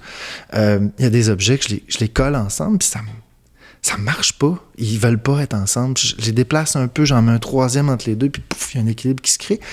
En fait, c'est exactement ce que je fais quand je fais un mix en studio pour un album. C'est exactement la même chose que je fais quand je fais de la scéno, quand je travaille sur un clip puis je réalise un clip, quand je fais du montage, quand je choisis des mots pour une chanson, j'organise des objets dans l'espace. Les mots ont une vibration qui fait que souvent ils suivent, puis des fois ils suivent pas. Des fois ils suivent pas, mais sur une musique, ça marche. Puis c'est la même chose avec les images. Donc c'est pour ça que quand je dis le rapport aux objets... J'attends que t'arrêtes pas de dire. Non, mais c'est pas ésotérique. C'est un petit peu ésotérique. Mais dans le feeling, puis dans l'instinct. En fait, c'est très physique pour moi. C'est pas ésotérique, c'est très... Mais c'est instinctif aussi. C'est instinctif, mais pour moi, ésotérique, ça veut dire rattacher ça à une force surnaturelle. Okay, là, alors que pour moi, c'est très concret. Je le sens. Tu l'as vécu aussi. Tu joues quelque chose, tu comprends pas pourquoi, mais physiquement, t'es croche. En dedans, là, je dis ça va pas. Puis tout à coup, on équilibre une petite affaire, puis on fait ça dégage, ça soulage, ça ok, ouvre. c'est beau, ça ouvre, tout ça. Puis moi, je l'ai vécu souvent en montage, en mix sur des albums. Parce que pour ceux qui connaissent pas, quand on fait le mix d'un album, par exemple, on a enregistré une batterie, une basse, puis une guitare, puis une voix. Je vais au plus simple, parce que des fois, c'est 50 instruments. Donc, juste pour l'expliquer aux gens, donc on va décider de mettre la voix en avant, mettons la guitare à même égalité. Puis des fois, il y a une guitare électrique qui va arriver, qui va faire un solo. On va décider de le mettre en arrière. Ou sur la voix, on va mouiller la voix avec des effets pour essayer de créer un peu plus de magie. C'est comme de la coloration sonore. Puis le mix, c'est un art, faire ça. C'est un art, complètement. Mais il y a des fois où j'ai participé à certaines étapes, j'embarquais dans le travail juste pour donner mon opinion. Puis à tout bout de champ, je disais rien. Je disais, là, ça marche pas, je sais pas pourquoi. Puis on faisait venir quelqu'un. Qu'est-ce que tu penses? On dirait que ça marche pas à ce bout-là. Fait OK, on a la confirmation, ça marche pas. Puis tout à coup, on déplaçait un petit truc, puis tout le monde faisait ça y est, on l'a trouvé. Tu sais, on parle du nombre d'art dans la composition d'une toile, en histoire de l'art.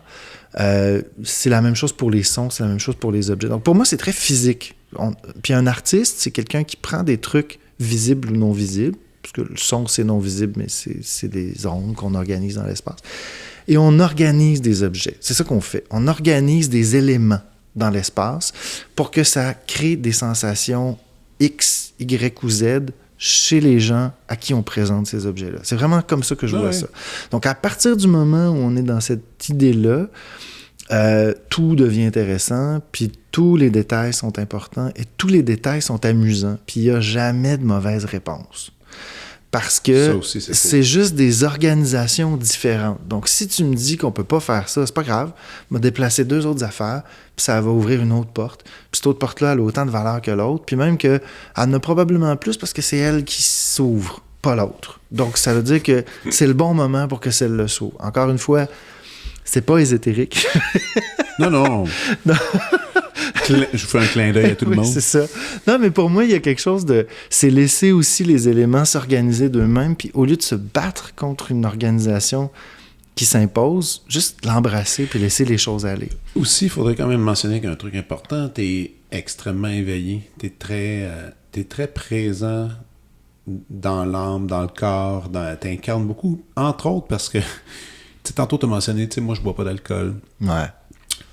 Aussi à mentionner, je vais le mentionner, tu prends pas de drogue non plus. Non. Et dans notre milieu, on a beaucoup d'amis dans le milieu qui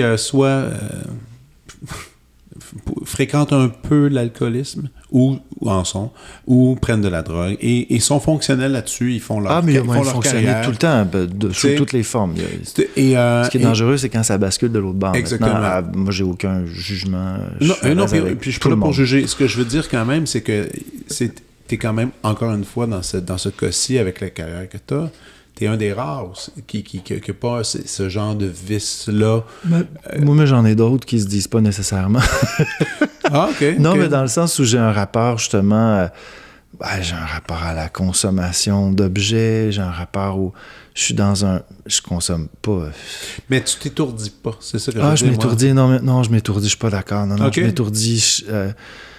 avoir le nombre de spectacles que je vois, le nombre de voyages que je fais dans une année, à faire le nombre de spectacles que je peux faire, à travailler comme je travaille, je m'étourdis, oui. Tu travailles beaucoup. Je travaille énormément. Là, cette période-ci, depuis avant les fêtes, c'est plus calme. C'est la première fois, je pense, depuis 20 ans où je suis pas si... Bon, il y a eu la pandémie qui a été une pause qui m'a fait énormément de bien, comme à bien du monde. Sauf que moi, contrairement à bien des gens qui ont repris le rythme tout de suite, j'ai réussi à justement stopper bien des affaires, puis je me suis questionné beaucoup, puis j'ai mis j'ai une vie qui le permet aussi, là, ayant pas d'enfants, puis étant quand même assis sur une certaine forme de réputation professionnelle, je peux aussi slacker bien des affaires, puis c'est ce que j'ai fait.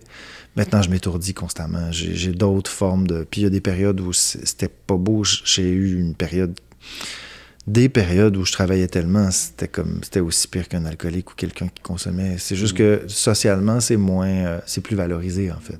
Puis il a fallu, à un moment donné, à certains moments dans ma vie, que je me stoppe parce que ça allait trop vite. Puis même pour les gens autour, c'était épuisant.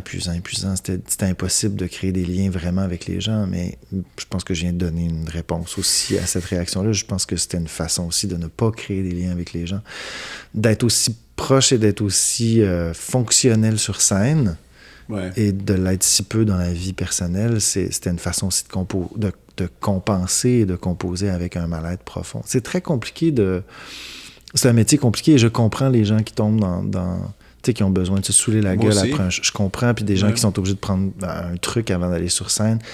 Ça demande il y a quelque chose de très, très malsain dans ce métier-là parce que c'est des gros highs d'énergie, de stress, d'adrénaline et après ça, des grands vides. Maintenant, ce que j'ai toujours préconisé avec toute la douleur que ça implique, c'est les périodes de vide après, je les ai embrassées, puis les dépressions que j'ai faites après des gros projets, je les ai embrassées. Maintenant, est-ce que c'était facile? Non. Est-ce que j'avais des tics nerveux qui sortaient? Oui. Est-ce que j'avais des tocs qui sortaient? Oui. Est-ce que j'étais dans un...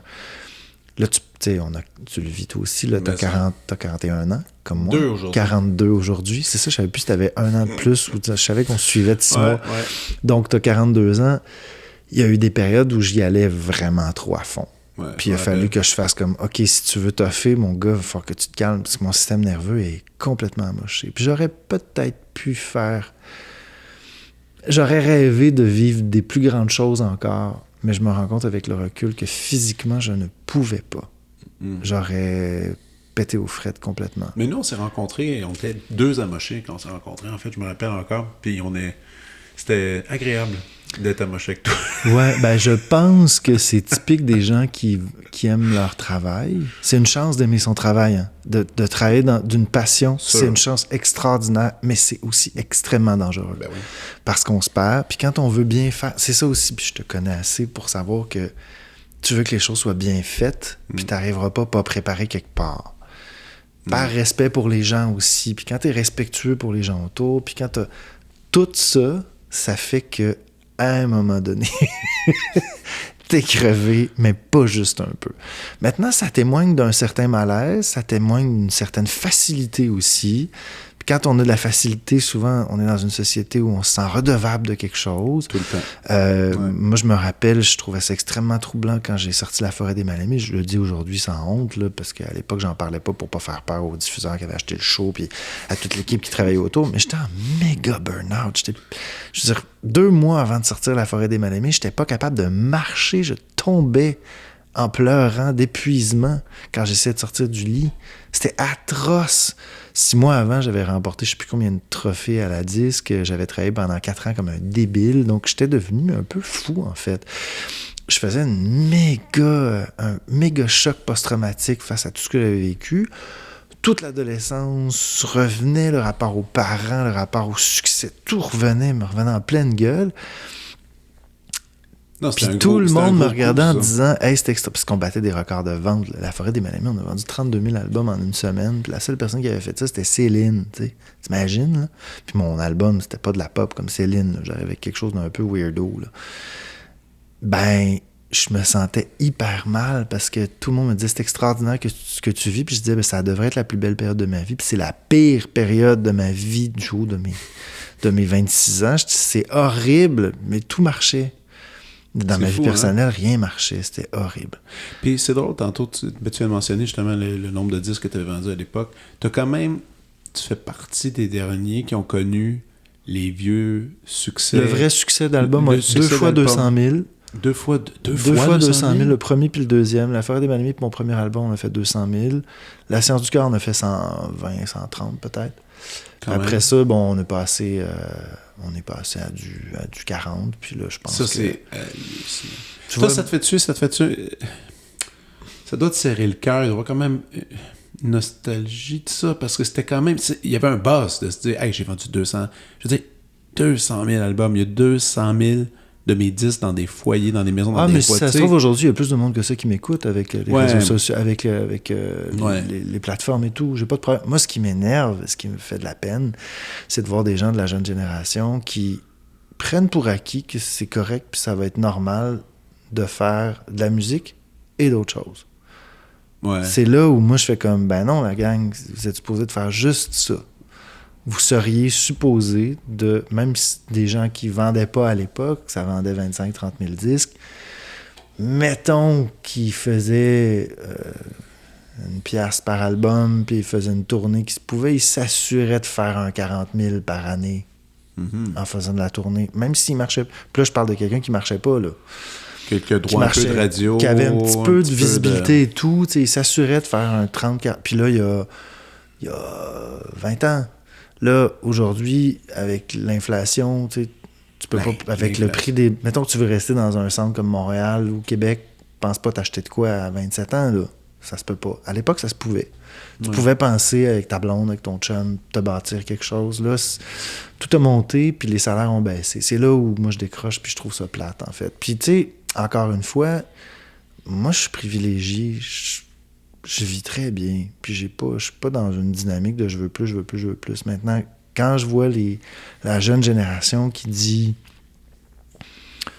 Ben, c'est correct, je vais continuer à travailler dans un café, parce que quand tu fais la job de musicien, tu peux pas avoir une job de 9 à 5, parce qu'il y a plusieurs jours dans la semaine où tu vas être obligé d'aller travailler et tout. Fait qu'ils prennent des job-ins à côté, puis ils se trouvent des patrons compréhensifs, puis moi, ça m'énerve. Ça doit être les 3-4 premières années de ton métier, oui, mais à partir du moment où le Conseil des arts te reconnaît, à partir du moment où tu as une renommée, tu devrais pas avoir à faire ça. Tu devrais pouvoir te concentrer.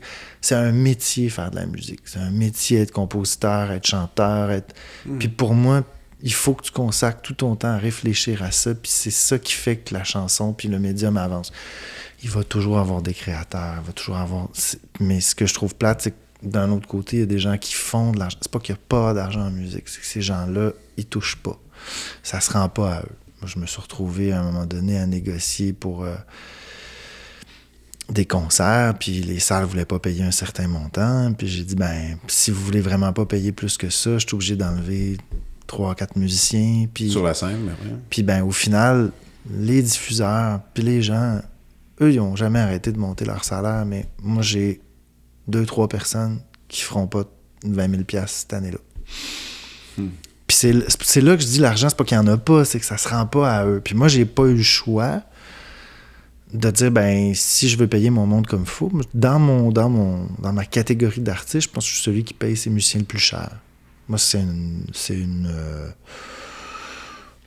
un principe. J'ai des subventions pour engager du monde. C'est pas vrai que je vais me faire de l'argent sur leur dos, je vais leur donner un salaire qui, pour moi, est semblable à ce qu'ils devraient avoir. Ils devraient avoir le double dans ma tête, mais ils ont un bon salaire. Puis ça fait que les gens sont motivés, puis ils veulent travailler pour moi, puis ils sont contents, puis ils sentent que j'ai du respect pour leur savoir-faire, puis leur expertise, puis leur profession de musicien. Parce que c'est une profession, c'est un métier. Puis c'est là où je trouve ça difficile, c'est que le métier de créateur, le métier de musicien, le métier d'entrepreneur en musique, parce qu'on est des petits entrepreneurs, les auteurs-compositeurs, est pas tant valorisé. Puis si on enlève les subs, il n'y a plus rien de ça. Il n'y a plus rien de ça. Puis la culture québécoise, bye-bye. Là, on va aller dans une partie positive de l'émission, oui, s'il avec la prescription.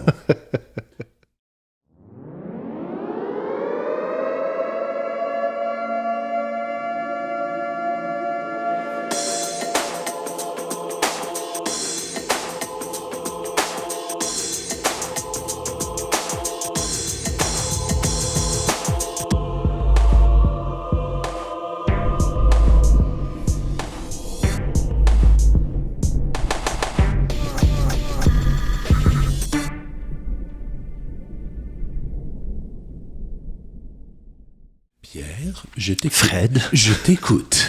OK, ben première chose, il y a un artiste qui est décédé au début des années 90, qui est très important, Keith Haring. Un artiste new-yorkais qui a grandi dans le New York, à partir de sa vingtaine, le New York très, très artistique, qui a fait sa marque et qui a grandi en tant qu'artiste aux côtés de Basquiat, aux côtés d'Andy Warhol, à côté de Blondie, de toute la bande créatrice complètement folle et délurée des années 80, dans le New York trash des années 80. Keith Haring, je veux juste dire aux gens, tapez Keith Haring sur Internet. Il y a plein de documentaires fous sur lui. Il y en a au moins 3 bons comme longs. Là. Et il y a plein de bouts d'entrevues. Je pense que c'est intéressant de revisiter son travail aujourd'hui, 30 quelques années après sa mort, parce que il a incarné à lui seul, dans une très, très courte période, les années 80, c'est-à-dire il était gay, donc il a connu la crise du sida, il a connu tous les mouvements musicaux hip de l'époque, il a mélangé la culture street à la culture plus élitiste, il a participé aussi au mélange culturel des différentes familles culturelles ethniques new-yorkaises de l'époque. Donc autant le punk que le hip-hop, que le dance, que la culture street, que la culture élitiste, il incarne tout ça. Et c'est un être qui véhiculait des valeurs pacifiste, extrêmement belle. Il allait faire des murales un peu partout, sur le mur de Berlin, dans des cités à Paris, dans des quartiers pauvres new-yorkais. Et puis, aujourd'hui, je pense qu'on peut regarder son œuvre en comprenant à quel point il est important. Donc, juste, c'est ça, c'est un retour en arrière. D'ailleurs, j'avais spoté ça chez Archambault, il y a un livre à colorier. De Keith Haring, ouais, pour les enfants. Pour les enfants, c'est super cool. Et c'est drôle parce qu'il a tellement fait de produits dérivés de son vivant. Il y avait le Pop Shop qui ouvrait dans des villes, pendant des boutiques éphémères dans certaines villes qu'il visitait. Il y avait déjà énormément d'objets. Ouais. Et puis, il y en a encore plein. Il y a un site, je pense, de Keith Haring où tu tapes et tu as tous les produits dérivés. Il y a des casse-têtes, des jeux d'échecs, mais tout est là. Puis encore, il a été quand même pas pire avec des sérigraphies puis des impressions. Tout ça. Puis il y en a, j'en ai encore vu, il y en avait 2 cet automne qui ont été en vente dans des encans à Montréal, puis tu sais, c'est pas donné, mais... Non, c'est ça, il a travaillé vraiment cool, la pop, t'sais. C'est un vrai bel artiste pop, puis je trouve que c'est ça, on commence à pouvoir relire son œuvre, je pense, aujourd'hui, 30 ans après sa mort, 30 quelques années après sa mort, avec le recul qu'il faut pour apprécier toute la grandeur et la valeur de son œuvre. Ah. Cool. Moi, j'ai-tu d'autres à suggérer quelque chose? Ben oui, je veux. Pendant que tu fouilles. Alors... Pour ma part, j'ai eu la chance dernièrement de découvrir une série documentaire, en fait, sur YouTube, qui est peut-être la chose la plus troublante que j'ai vue depuis assez longtemps. Puis je l'ai envoyé à quelques amis à nous, à des amis qu'on a en commun qui sont dans le milieu du cinéma. Ils ont regardé puis ils m'ont tous dit envoie-moi plus jamais une affaire de même parce que j'ai comme plus envie de faire des films après. Puis je comprends. C'est un photographe documentariste qui s'appelle Mark Laita. Et lui, il a créé sur YouTube un truc qui s'appelle Soft White Underbelly.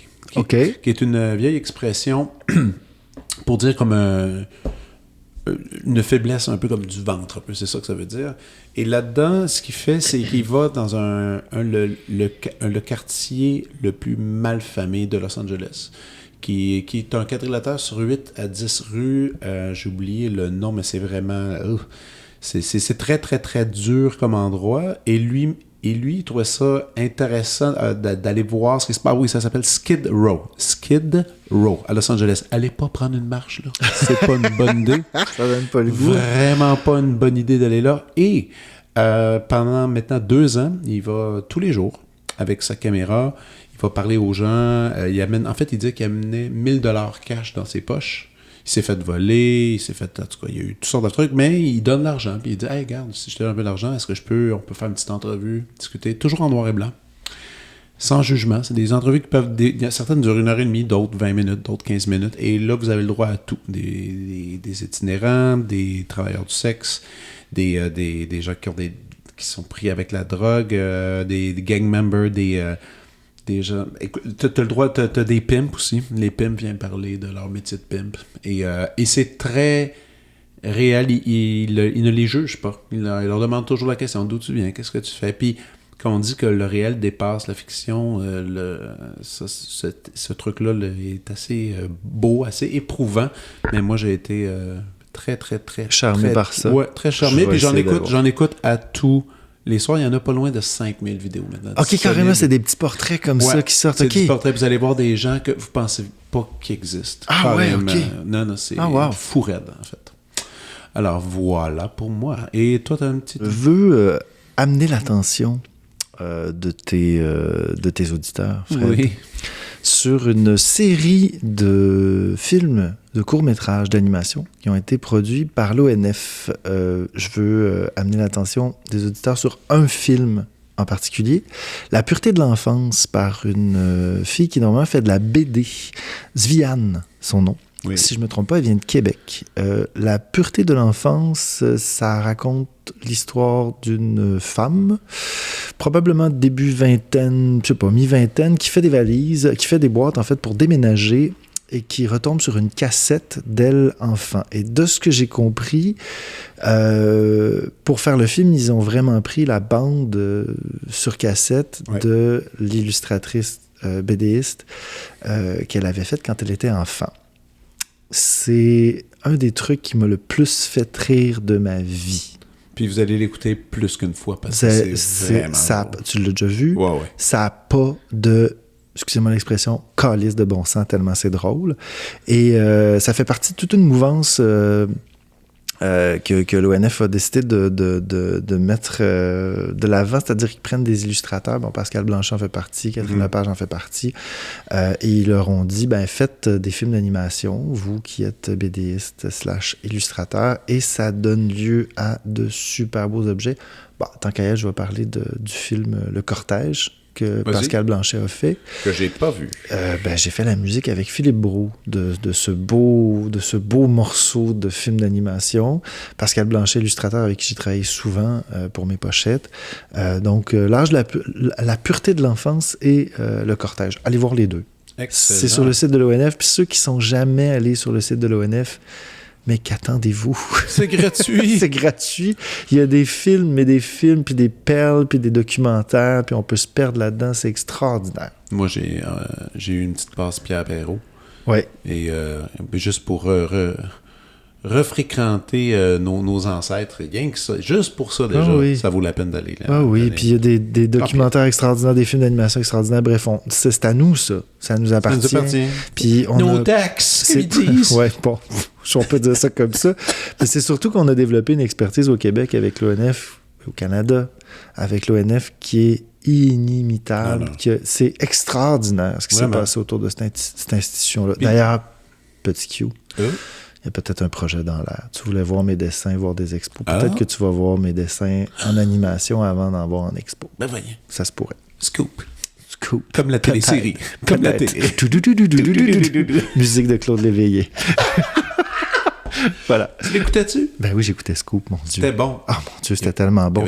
Il y avait de la sexualité, mon Dieu. Ben oui, puis Roy Dupuis, Macha. C'était tout le temps le fun de les voir aller, eux autres. Dans toutes les scènes. Ils bougeaient bien. Ils bougeaient bien. Puis la musique avec Claude Léveillé, qui jouait d'ailleurs, Oui, il faisait un sale truand, si je me souviens. Non, il faisait le directeur, il faisait le propriétaire de la presse. Mais en fait, ça s'appelait pas la presse, ça s'appelait... L'Express. L'Express. Puis il avait couché avec une mineure. Oh là là là là! Claude, c'est pas beau, ça. Pas bien. Bon, on sait que Claude Léveillé aurait jamais fait ça. Non. C'était un personnage. Exactement. Claude Léveillé était un être pur. C'était vraiment pour les besoins du scénario. Les personnages. Est-ce que tu as une dernière recommandation ou on wrap ça? Je te dirais que c'est pas mal ça. C'est ça. Merci, Pierre. Et on se forcément une autre fois. Puis bonne année encore. Oui, et j'ai envie de te dire joyeux anniversaire. Ah, t'es fin. Parce que c'est ton anniversaire aujourd'hui. Puis allons manger. 42 ans, va bouffer. Au revoir. Bye. Vous venez d'écouter La Prescription avec Dr. Fred Lambert. À l'animation, Frédéric Lambert. Réalisation, montage, recherche et bons conseils, Olivier Chamberlain. Au logo, Joël Vaudreuil. La musique, le groupe Crabe. Jérôme Minière, Philippe B., Ben Chemy, Guillaume Beaulieu et Vincent Vertefeuille. Merci d'avoir été à l'écoute et à bientôt.